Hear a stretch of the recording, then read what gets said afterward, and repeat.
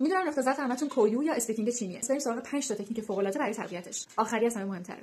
اولین تکنیک درست کردن جملات مثالی مناسب یا همون شخود لیجی با کلمه یا عبارات یا گرامری که تازه یاد گرفتید. ویژگی این جملات اینه که یک، برای سطح فعلی شما کاملا مناسبن، یعنی معنی جمله رو کاملا میفهمید و هیچ اشکالی توی هیچ بخشیش ندارید. و دومین ویژگی اینه که کاملا معنی اون اصطلاح، عبارت یا گرامر رو به خوبی نشون میده و طرز استفادهش رو هم دقیق و واضح بیان میکنه. دومین تکنیک جمله سازی با همین جملات مثالی یا شخود لیجی هستش که با استفاده از خلاقیتتون، تجربیاتتون، خاطراتتون یا هر چیزی که دوست دارید، ارزش اون جمله رو تغییر میدید. مثلا من تازه زوی سیخوان رو یاد گرفتم و جمله مثالی اینه که و زوی سیخوان بایسه.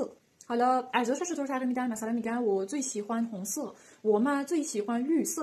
اینطوری. و سومین تکنیک جملات مثالی که ساختم رو حفظ میکنم. اگر همین الان بهتون بگم که بشینید 2 دقیقه برام صحبت بکن، چی میگید؟ کلمات، جملات و گرامری که استفاده می‌کنید به احتمال زیاد دقیقاً همون عبارات و جملات و کلمه‌هایی که سر کلاس خیلی شنیدید یا هم کلاسیاتون خیلی تکرارش کردن یا خیلی توی ویدیوهای آموزشی دیدین و خلاصه این انقدر براتون تکرار شده که کاملا حفظ شدید. مثلا ما توی دانشگاه این ترکیب یو فلان چیز رو انقدر استفاده کردیم و سر کلاس تکرارش کردیم که هر وقت من الان می‌خوام صحبت بکنم حتما از این استفاده می‌کنم. پس حفظ کنید و در برابر حفظ کردن کار نداشته باشید.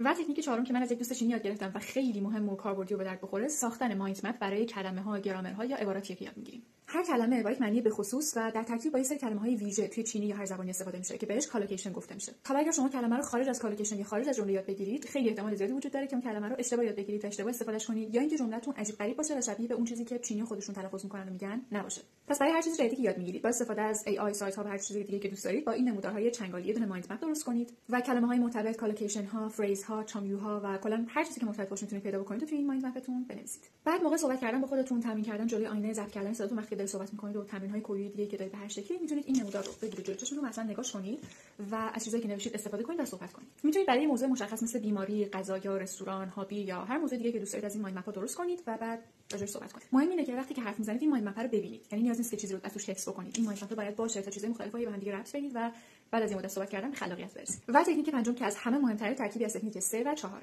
این شکلی که برای یه سوال مشخص، یک موضوع مشخص با استفاده از مایند مپ هایی که ساختید یک پاراگراف می‌نویسید و بعد اون رو حفظ می‌کنید. یا انقدر تکرار کنید، بخونید، با دوستای چینی مختلفتون راجعش صحبت بکنید. مثلا وقتی دارید با دوست چینیتون صحبت می‌کنید بهش بگید که امروز بیا راجع به رستوران حرف بزنیم و بعد متنتون رو که هنوز حفظش هم نشدید دقیقاً می‌تونید استفاده کنید و هی با اون تکرار کنید یا دوست چینی مختلفتون و اینطوری کم کم قطعاً براتون حفظ میشه.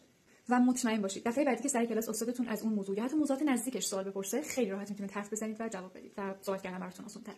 یادتون نره بچه‌ها وقتی که زبان مادریشون رو یاد میگیرن چیزها انقدر براشون تکرار میشه که یکم یکم حفظ میشن و بعد خودشون انقدر اینا رو تکرار میکنن که کم کم میتونن صحبت بکنن و حتی به خلاقیت کلامی هم میرسن.